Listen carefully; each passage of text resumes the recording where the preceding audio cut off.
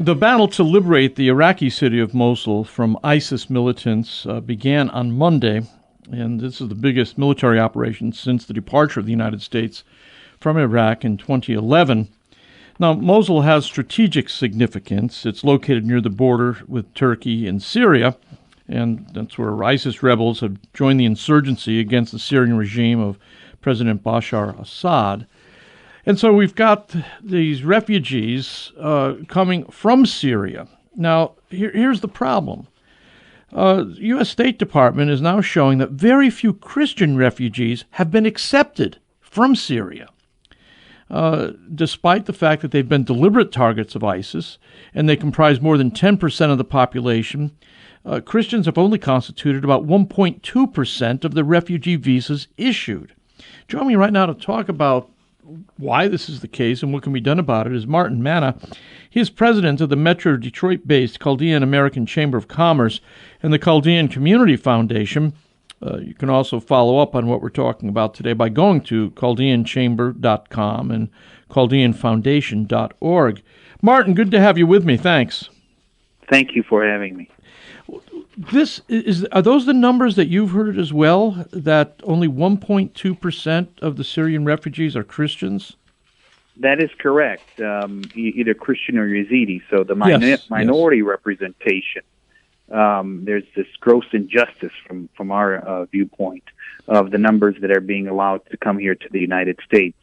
And so we've been very concerned about these numbers. We've raised these issues with the administrations and various members of Congress, but the numbers are not improving.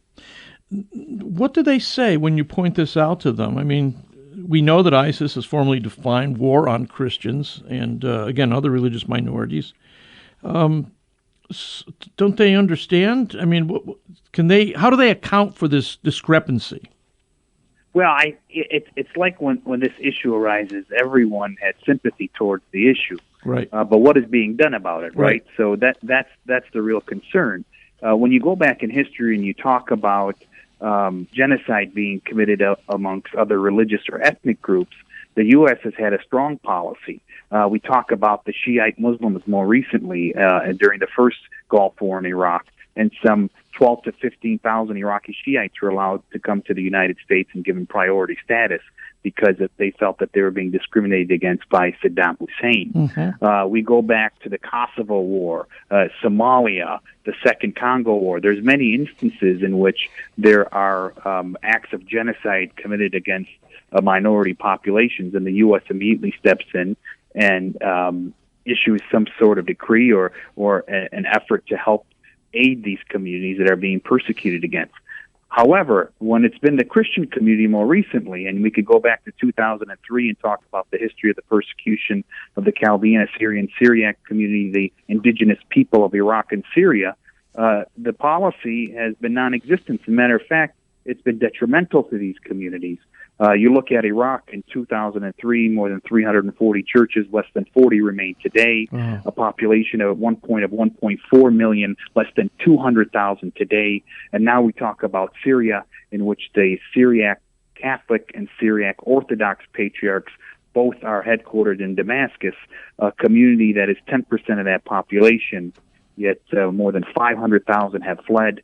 And those numbers aren't reflected in the policies or the numbers of the refugee admissions here in the United States. When we bring these issues up, the response is, well, this is a United Nations campaign, and they are bringing in refugees from refugee camps, and Christians aren't necessarily in these refugee camps.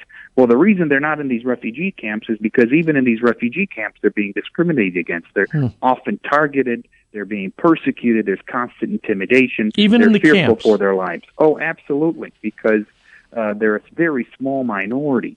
And what we have to continue to educate people on is wherever there is a Muslim majority, historically minorities haven't done well. Right. So we're calling on Muslim governments, those in which have a majority Muslim population, to educate, to have more education, to have tolerance, equality, those types of things when it comes to the minorities in their countries. So this is interesting. So even these Muslim refugees from Syria and Iraq, even when they're in camps, they will discriminate against and persecute Christians, Yazidis, and other religious minorities. Yes, they are often targeted for their beliefs in Christianity. That is correct. Mm-hmm. And things aren't improving. I think you know that. I mean, just last week, another one of our churches, a Catholic church in Karamlash in the Nineveh area, was destroyed by ISIS. 11 missionaries were crucified in Syria just more than a week ago for refusing to denounce Christ. Wow. And things are not improving for these minority populations. Matter of fact, they're getting worse. So we are very concerned. We are raising these issues to the best of our ability, but we need others to help carry the cross for us, because our community has been defiant. They will not convert. They will continue. That faith is really all that they have, yes. And so we need help in carrying that message for them.